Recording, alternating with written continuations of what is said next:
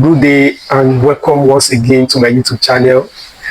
Today we're talking about fundamental and derived quantity in physics. Fundamental and derived quantities in physics.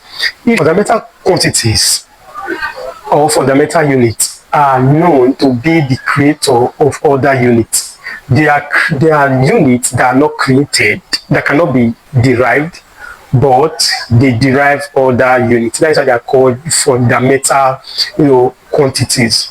Now, we have the derived unit. The derived units are the units that are formed from the fundamental unit. That is the combination of two or more fundamental quantities give rise to a derived quantity. So fundamental quantity are quantities that form other quantities called derived units, while derived units are derived quantities, are the quantities that are derived or that are gotten from the fundamental quantities. Now, example, we have the fundamental quantities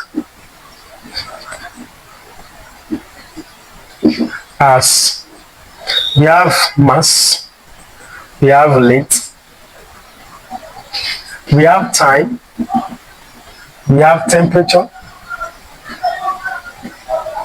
and so on. And so on. Fundamental quantities are basically quantities that form other quantities, like I said. So we have mass, we have length, we have time, we have temperature, we also have electric current, we have the amount of substance, and so on. So fundamental quantities is what you join together to give you a derived quantity. Meanwhile, we have derived quantities. Derived quantities as, for example, we have area, we have velocity, we have speed, we have volume, we have acceleration, etc. and so on and so forth. There are so many, so many. So these are derived quantities. These are derived quantities. Why these are the fundamental quantities? Now, you wonder how derived quantities are formed from fundamental quantities. Like I said, derived quantities are formed by the combination of two or more fundamental quantities. Now, let's take area, for example. Area is known as length times length, which is length squared. That is length raised to power 2. Now, when you combine length twice, it will give you an area. Remember, length is a fundamental quantity. So when you multiply length twice, it gives you area, which is a derived quantity. Remember, area is a derived quantity, while length is a fundamental quantity. What about volume?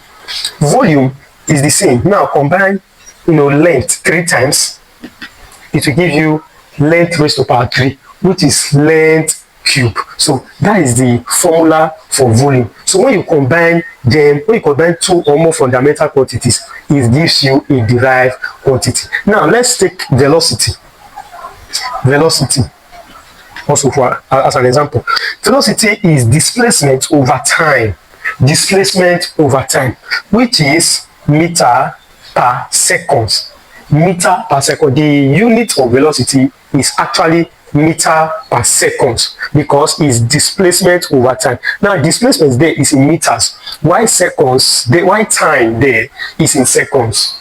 So when you divide the distance by time, it will give you velocity, which is a derived quantity. But you see, meter is talking about the length. It's talking about what? It's talking about the length of of a piece of land or a shape or an object. Then we talk about time, which is another fundamental quantity. So the combination of the two give rise to velocity, which is a derived quantity.